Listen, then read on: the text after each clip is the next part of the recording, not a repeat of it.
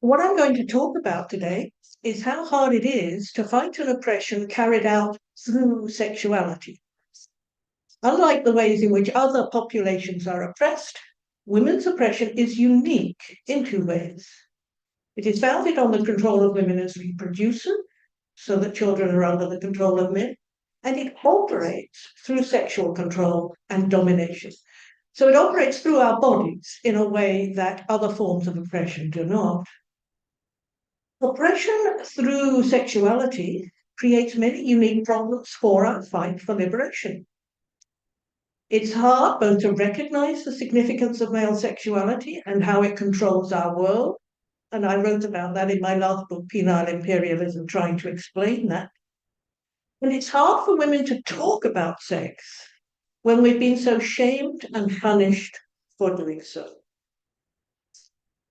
But gender identity politics cannot be effectively fought without an understanding that a practice is an expression of the masochistic sexual perversion of transvestism, rather than about some mysterious essence that appears in middle-aged heterosexual men. But it has been quite a hard struggle to get this understood and accepted, even within the revived feminist movement that is now fighting this men's sexual rights movement, let alone amongst politicians, policymakers, and the general public. It is becoming easier now, however. More feminists who previously tried to find some other explanation for the invention of gender identity are mentioning the sex. Campaigning for equal pay, better childcare support, or even abortion is respectable, compared with explaining that transvestites may search the women's toilets for used tampons to stuff up their bottoms for sexual excitement. So I want to talk today about why we must talk about sex and why it is so hard to do so. The common public and academic understanding of sexuality is that it is natural and biological. It is seen to be ordained by God, and it's ordained by the sexologists, the scientists of sex, sex therapists, and now the sex industry, which trains women and men in how to do this supposedly natural practice. It is seen as a great and positive good. Radical feminists like me, on the other hand, have argued that sexuality is political, constructed out of the power relationship of male domination and women's subordination, in order to organize and maintain the oppression of women and provide men with pleasure and recreation. In this radical feminist understanding, women's oppression is eroticized for women and for men. Women's sexuality is organized around the eroticizing of women's subordination. This creates a huge problem of how women can fight their oppression if they are turned on by it, for instance. Male sexuality is also organized around the eroticized subordination of women, and it results in a reign of terror for girls and women from sexual harassment, rape, sexual murder, and leads to a vicious global industry of prostitution and pornography. But the organizing of male sexuality in the service of male domination creates another problem for women. The greatly increasing scope of men's sexual perversions and the adverse effect on the lives of women and children. Men are excited by masochism, i.e. pretending they are powerless, which spawns a wide variety of male sexual perversions, which the male hobbyists pretend are about something else and nothing to do with sex. We need to talk about sexuality in order to challenge all the male masochistic sexual perversions, which increasingly negatively affect the lives of women and children and go far beyond transvestism, or what is now called gender identity. Eroticizing the power difference of male adults over children, for instance, causes the sexual assault of girl and boy children. It also causes what the male practitioners call age regression, in which men pretend to be female children and female babies. In nappy fetishism, men pretend to be female babies and inflict this perversion on their wives and families. They inflict this on women workers too, from carers to university lecturers who are asked to change their dirty nappies. There is a huge ignorance about men's sexual practice and perversions amongst women in general. Men are constantly searching the net, looking for more and more extreme and peculiar porn. Sorry, they are surfing the net, looking for more and more extreme and peculiar porn. I wish they were not. And using language amongst each other online about women and what to do to them. Many women would not recognize and do not even understand the words very often. Women generally have no idea what these men are seeing and doing. Meanwhile, the perverts, the male hobbyists and practitioners, seek to make their practices respectable and argue that their expression of these practices is a human right. They deny, as with transvestism, that they have anything to do with sex and try to make it illegal to say so, as we do. Today I'm going to talk about a practice around which this is happening right now and which is not seen as in any way sexual, that of naturism, sometimes called nudism. In talking about and politicizing sexuality, radical feminists broke a powerful taboo and have been seen as overstepping their boundaries. Historically, in the Western world, there's been a taboo on talking about sex, or at least upon women talking about sex. Men talk about sex among themselves and in their porn. Because sex is the way in which they enforce their power and masculinity, a practice which only makes them feel good, they take a delight in talking about it.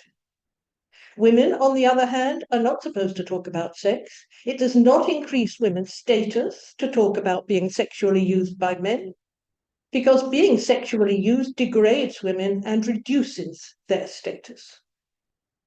This is why talking about sex is shameful for women. Not because women are sexually timid, but because of the power relations that sex expresses.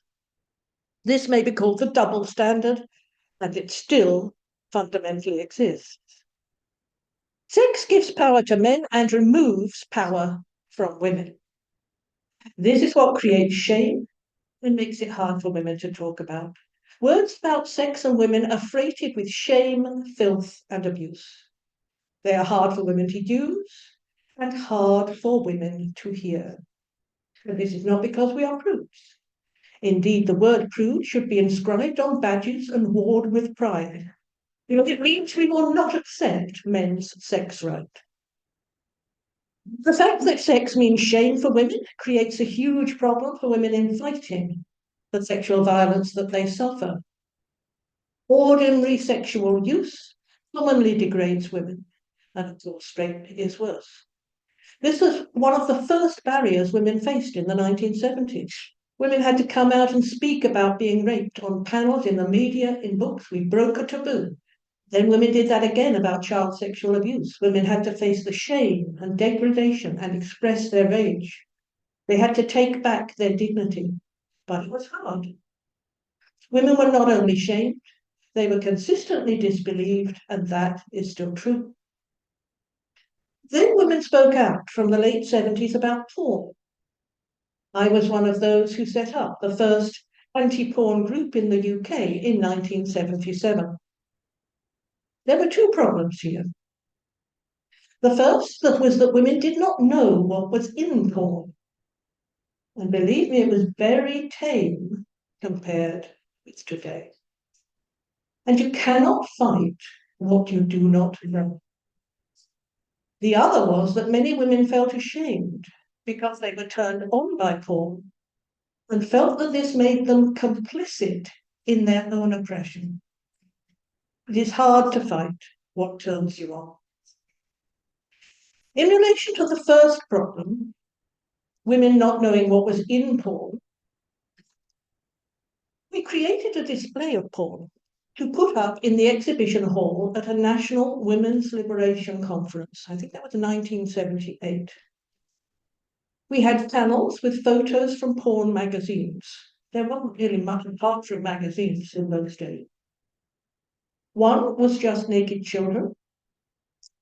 Photographers took the photos of children who were just playing and walking about at nudist camps, and they became the stuff of specialized child porn magazines, which I was able to buy in sex shops in 1977. One panel was just of what was called in the trade split beaver or salmon sandwich, i.e. women's naked and splayed genitals. Now, this was the language of the industry and the men who used the industry. There's much of that specialist language now, and women generally don't know it and don't know what it means. At that time, the women's genitals were not shaved as they are now. And there were other panels too. Women who came into the hall told us we must take down the display because it too caused too much distress. And we were frustrated. How could we get women to care if they did not know what we were protesting about?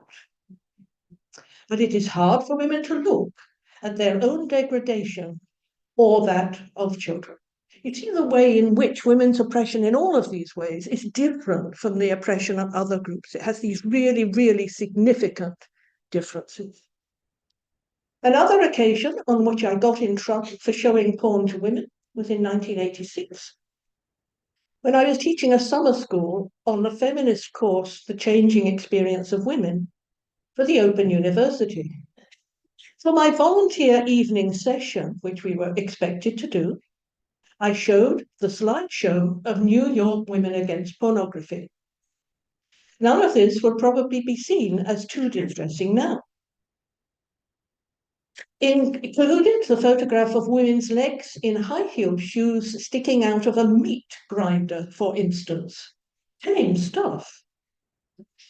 I made it women only, but men did not attend that course anyway. I was sacked. I got a letter saying I had caused women distress and would not be employed in the next year. So it's very difficult to show pornography to women, to get them aware of the extraordinary hatred of pornography that exists online. Feminist campaigners against porn, then, may be seen as the problem, as causing distress and abuse.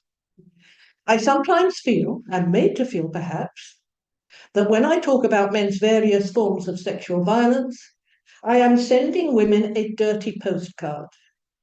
The listeners may feel distress, blame the messenger.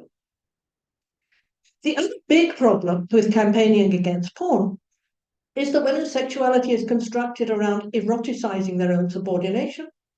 Sexuality is, of course, based upon this.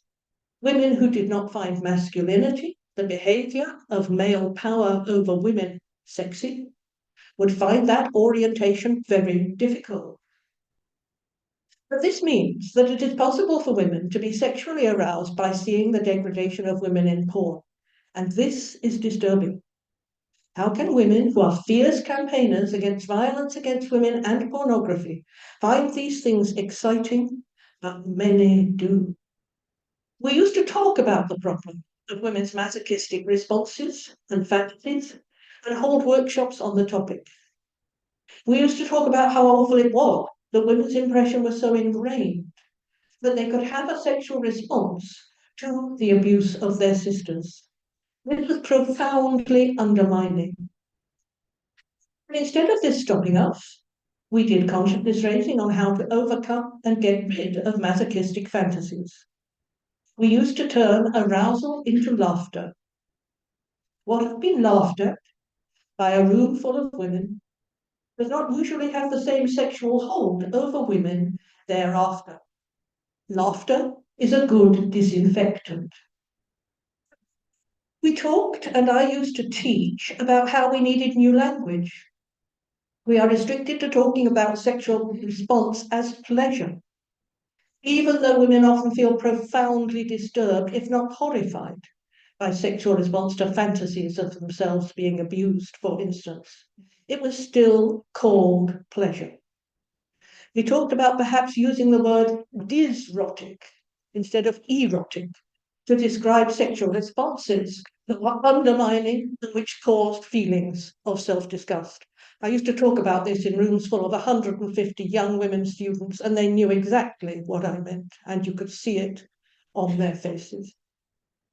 I'm sure this work is still necessary, though not much talked about today in relation to women's sexual response and how to change it or close it down, because much of it has to be closed down. Now, I want to move on to talk about fetishes. I would argue that we have to talk about sex in order to confront all forms of men's sexual violence against women, and particularly pornography. I want to talk about the need to talk about sexuality in relation to men's sexual perversions. One of the problems that development of the porn industry has created is the encouragement and normalization of men's sexual perversions. Most well known of these now, of course, is transvestism, which is a practice of men's sexual masochism. As most of us here today are surely very aware, it is sexually exciting for many men to pretend to be women, to acquire latex women's body parts, to wear what they see as women's clothes, to engage in what they see as women's activities, physiological such as breastfeeding and simulated menstruation, as well as practices associated with women such as knitting. You may see well-known transvestites doing pink knitting on a panel interview on the television, for instance. What woman would do that? For men, it can be exciting to flourish their fetish in public. And you all know who I'm talking about, I think. I won't use his name here. Despite all this, it's been a very hard struggle to get any acknowledgement that the practice that is the main focus of gender identity is about the sex. I was for a long time, probably still am, seen by respectable gender-critical feminists as too extreme for talking about the sex. Most did not invite me to speak or allow others to platform me, if they could stop them. But fortunately, WDI does.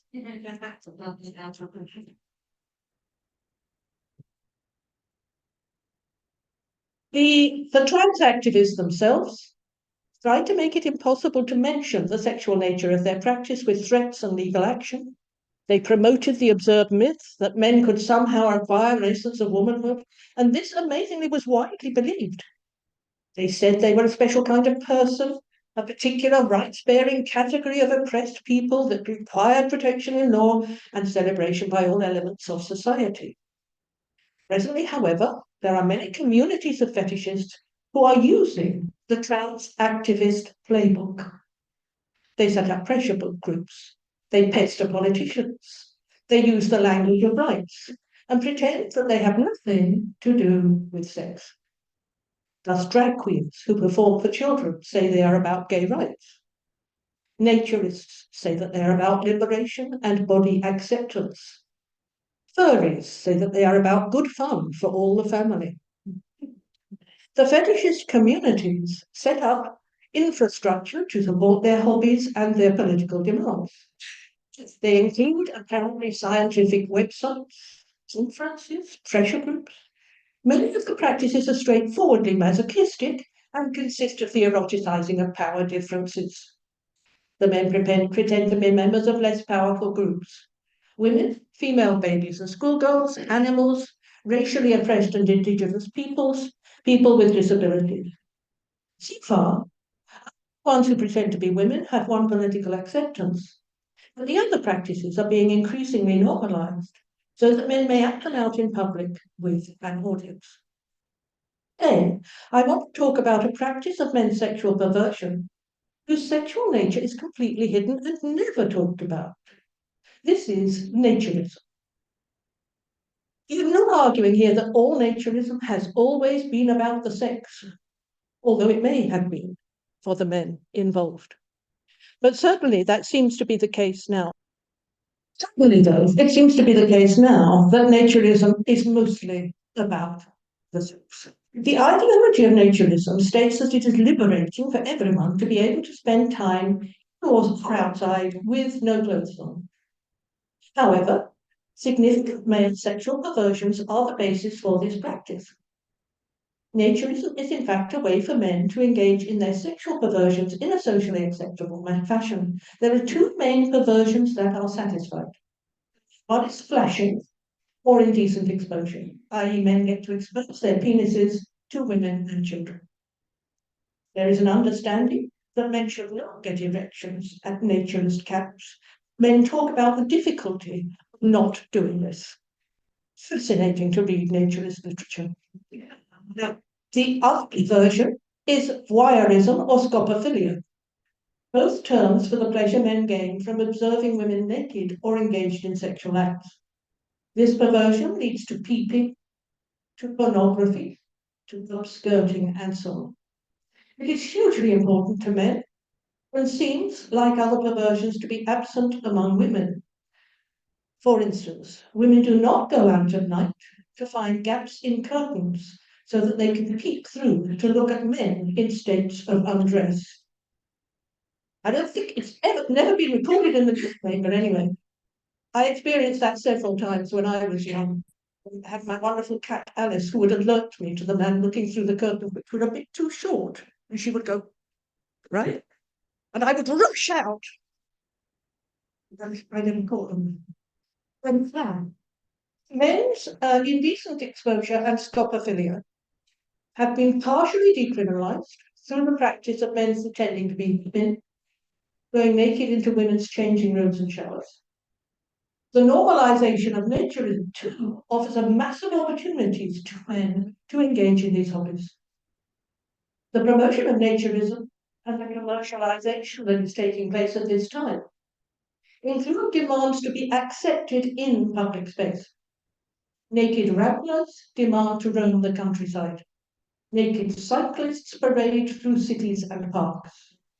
Naked swimmers and sunbathers demand to use beaches. Increasingly, the practice of these men is being normalized through mainstream media. There's one on the paper today, isn't there? There's something about nudism in the Guardian today.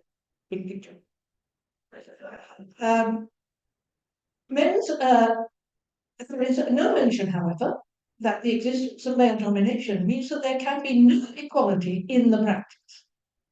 Men's sexual violence against women makes it foolish to imagine that women's nakedness in front of men could be a safe and comfortable practice. There is some evidence from media articles that women suffer sexual harassment from men if they try to take part in the activity. Women may suffer sexual harassment if they use naturist beaches, for instance. The media article says that in France, women are becoming more likely to avoid nudist beaches because of fears for their safety.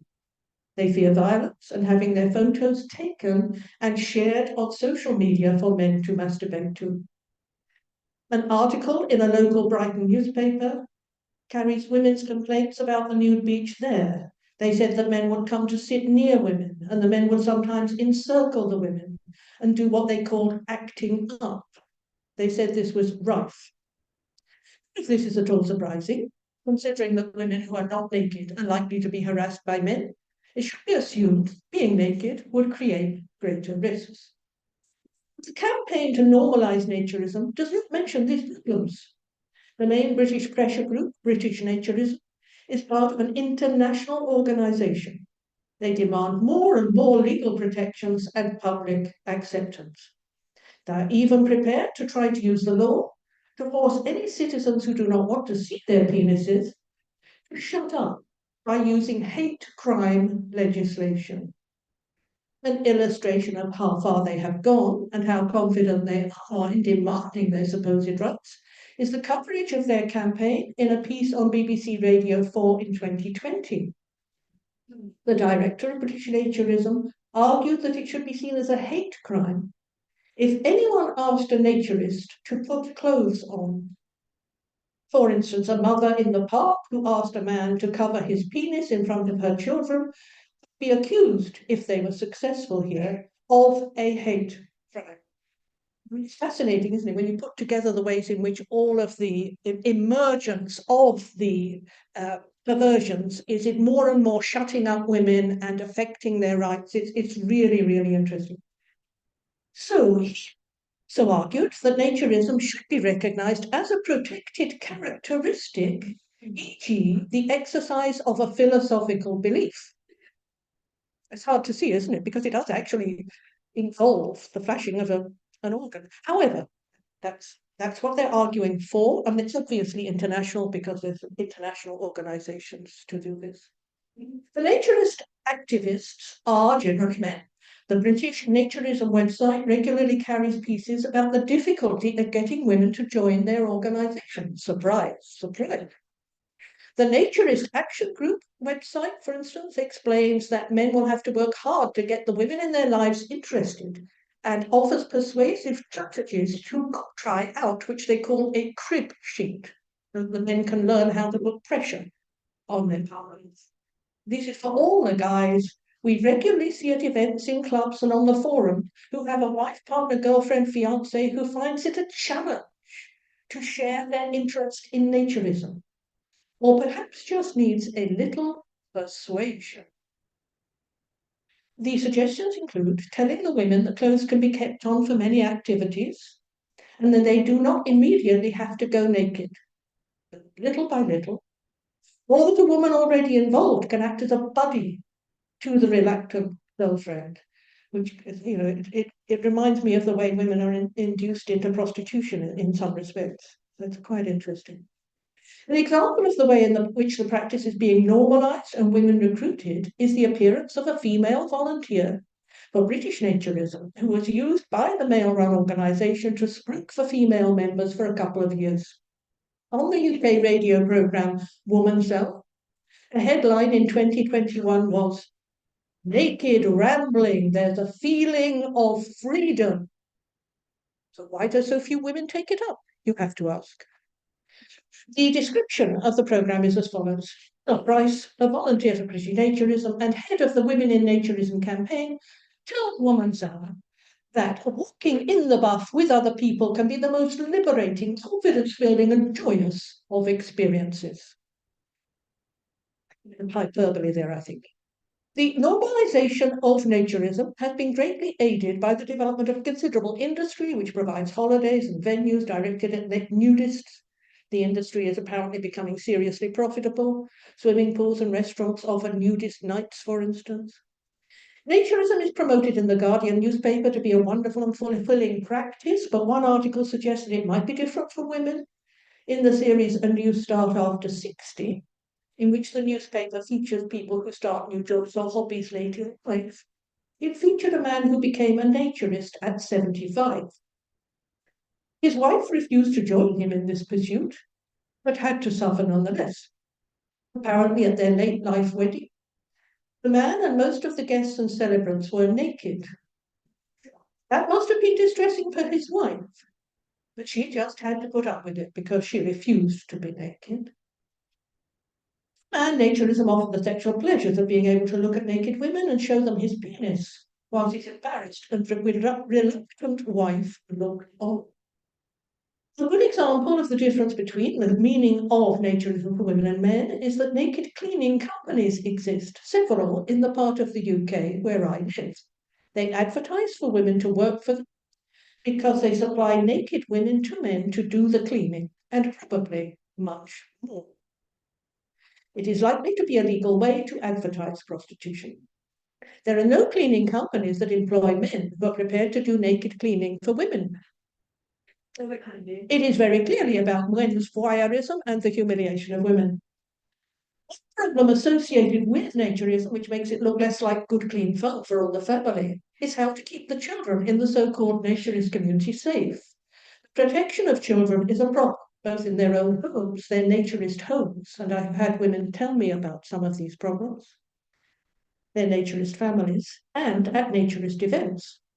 There is a Facebook page called Protecting Children from British Naturism, which talks about a director of British Naturism who was taking photos of children for child pornography, male children, I think, in this case. Children may be shamed and their boundaries about what is reasonable about sexual activity may be broken down if they are requested to take part, or in fact, coerced into taking part, in naturism. There are pieces online about how to protect children at nudist venues and whether there should be a ban on children under 18 at such venues. There is material on naturists sexually abusing their own children after taking them to bed where all are naked. I have heard from women in naturism who grew up in these families about the coercion, humiliation, and abuse they suffered.